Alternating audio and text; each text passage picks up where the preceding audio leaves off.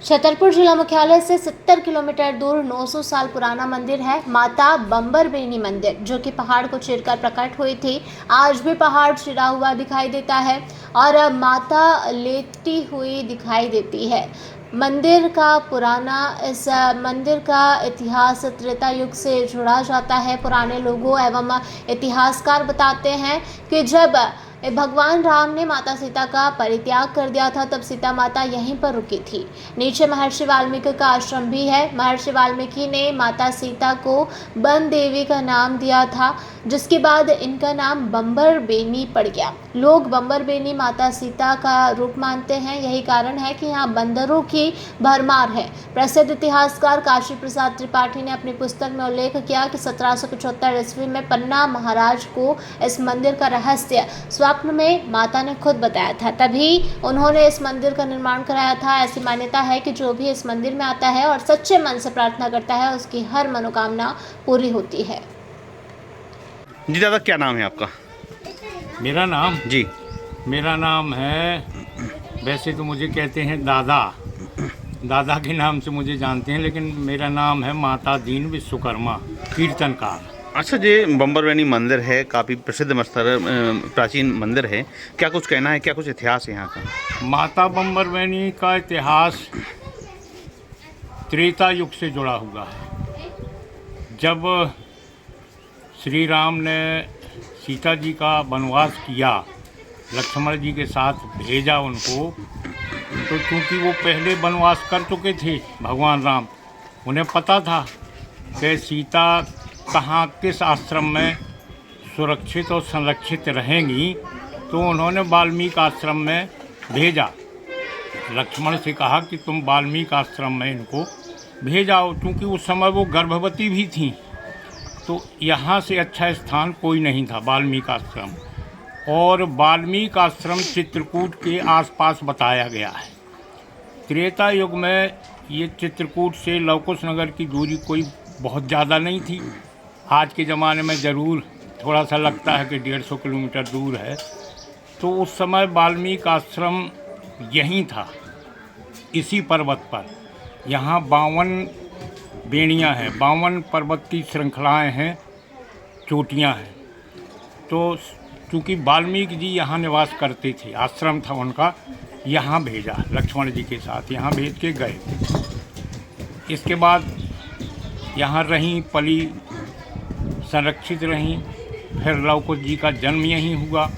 फिर घोड़ा छोड़ा जब भगवान ने, अश्वमेध यज्ञ का घोड़ा, तो वो घोड़ा पूरे विश्व विजयी के लिए छोड़ा था।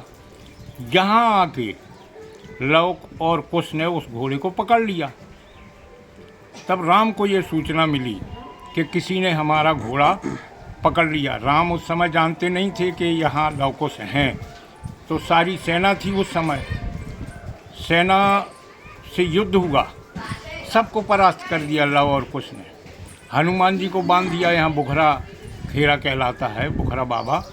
तो यहाँ पे आज भी जो हनुमान जी की मूर्ति है, वो ऐसा प्राकृतिक है कि जैसे ऐसा लगता है जैसे वो रस्सी से बंधे हों। यहाँ बांध दिया उनको। लक्ष्मण जी को यहाँ रोक दिया, ये लक्ष्मणपुरा जो कहलाता है, वहाँ रेखा खींच दी। तो रेखा गांव भी है एक ठो, तभी से वो रेखा गांव है, वो आज का नहीं है। तो लक्ष्मणपुरा और रेखा ये प्रूव करते हैं कि यहाँ लवकुश जी ने उनकी सेना को रोक दिया। फिर जब उनको पता चला, भरत को, हनुमान को, लक्ष्मण को, कि ये तो लव और कुश हमारे ही प्रभु की संतान है, तब वो खबर भेजी वहाँ राम को। तब राम स्वयं आए।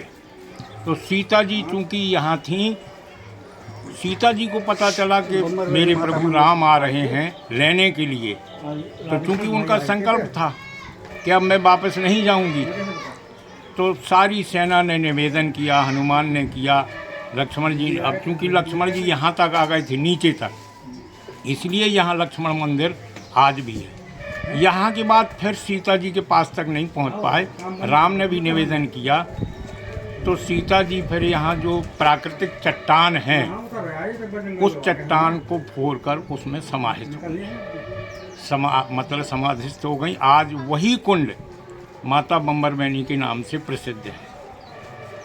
उस कुंड में माता जानकी शयन अवस्था में हैं, लेटी हुई हैं, सब लोग दर्शन करते हैं और सारी मनोकामनाएं लोगों की पूरी होती हैं आज भी। छतरपुर से भरत यादव की रिपोर्ट।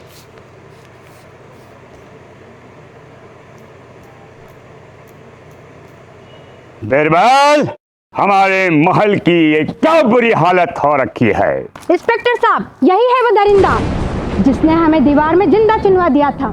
गिरफ्तार कर लीजिए इन्हें। अनार करे तुम को तो मैंने जिंदा दीवार में चुनवा दिया था, तुम बाहर कैसे आई? जहापना, मैंने तो आपसे पहले ही कहा था कि अनारकली को बाप जी एएससी ब्लॉक से बनी दीवार में चुनवाते हैं, लेकिन आपने मेरी एक नहीं सुनी। अब भुगतो। बाप जी एएससी सीमेंट ब्लॉक्स, इसमें ना सीमेंट और रेत की जरूरत होती है, ना ही तराई करने की झंझट।